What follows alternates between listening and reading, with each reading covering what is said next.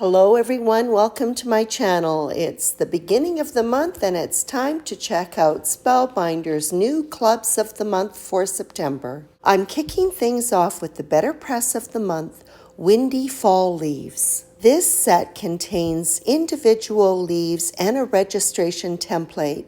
It is also accompanied by 3 sentiments, and it is gorgeous. I just love it.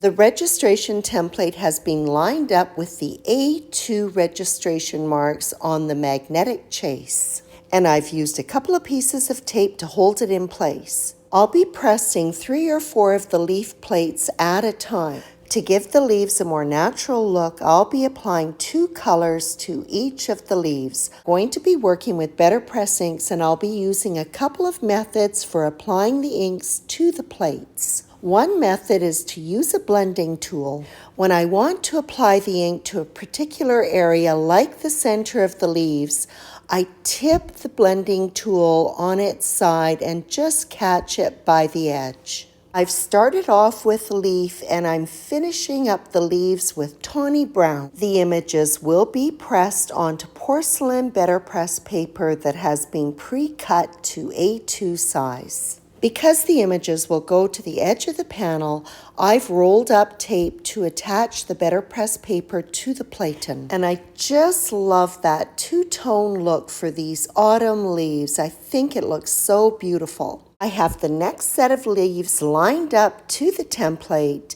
and this time I'm going to try applying the ink directly from the ink pad. So using this method, you're a little bit limited as to where the ink can be applied to the plates.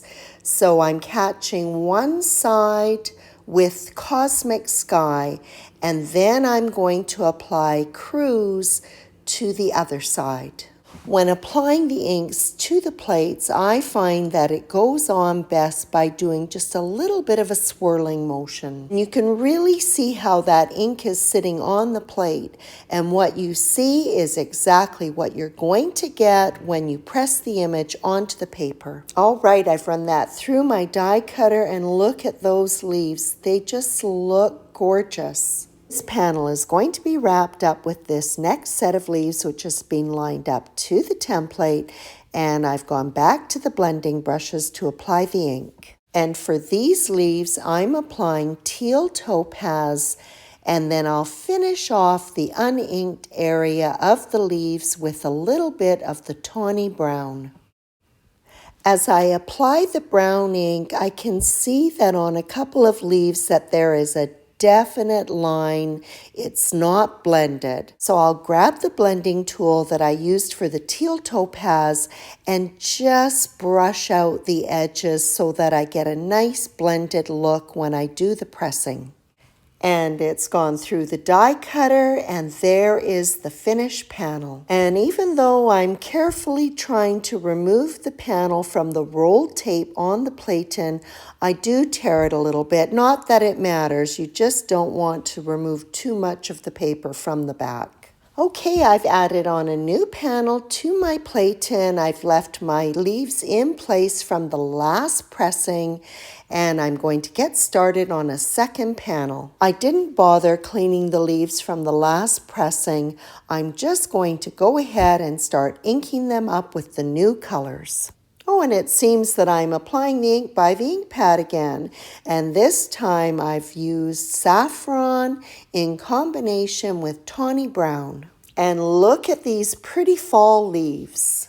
This group of leaves is being inked up with leaf, and I'm using the tawny brown again. Creating these beautiful backgrounds is pretty quick and easy. And for me, it would be quicker yet if I had enough room at my workstation to have my large die cutter right beside me.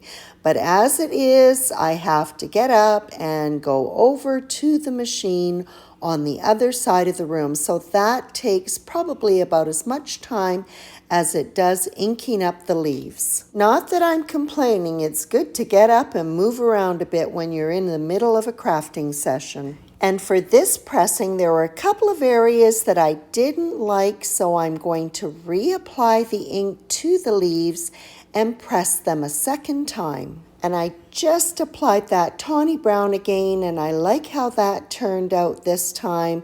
And so now I'll move on to the last grouping of leaves. For these leaves, I'm applying a darker brown called bark and then following up around the edges with azalea. This is a really pretty combination. It adds a touch of brightness to this darker panel. And I'm off to another trip to my die cutter. And the second panel is now complete. Because this ink is not water soluble, you will need a stamp cleaner to clean the plates and the platen. I use Ranger's Archival Ink Stamp Cleaner. Both the plates and the magnetic platform will get stained, but it will not transfer onto new projects. I've popped my panels into my spatter box, and I'm using a fan brush and applying tarnished brass to the panels.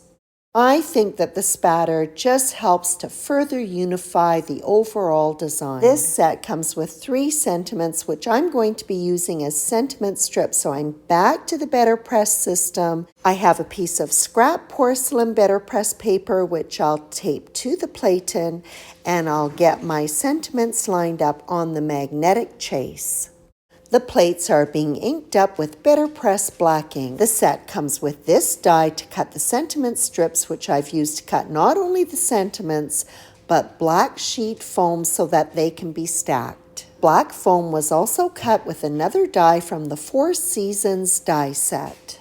And the A from the die cut popped out, so I'm just going to put those back into place.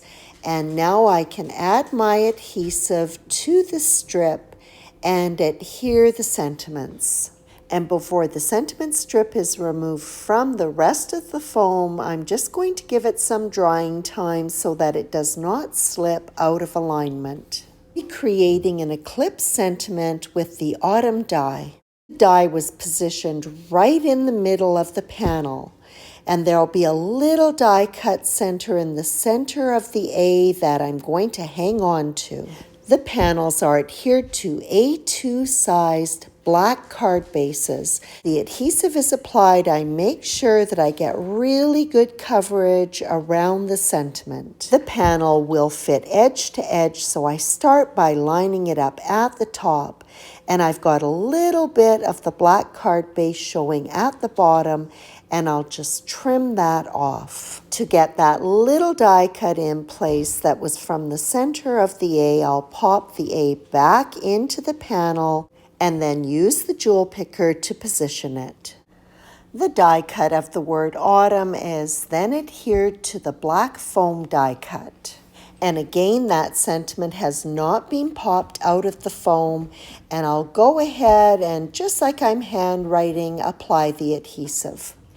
And then the die cut sentiment can be adhered to it, which will be easy because the foam die cut is slightly recessed, and the sentiment will just be popped right into position. It will need some drying time, roughly 10 or 15 minutes, and then it can be removed from the excess foam. I like to use a craft pick to help release it. And then the die cut can be adhered to the die cut opening on the card front. The design will be continuous from the background across the sentiment. Popping the sentiment up on the foam die cuts just gives it a little bit more prominence on the card. This sentiment from the Four Seasons die set is perfect for this eclipse technique. And these cards are finished up with the sentiment strips being adhered below the main sentiment. I'm pretty sure that you'll agree that the BetterPress of the month, Windy Fall Leaves, is a gorgeous set. That big autumn die cut from the Four Seasons die set is the perfect complement for it. I hope you enjoyed this video, and as always, I appreciate your visit.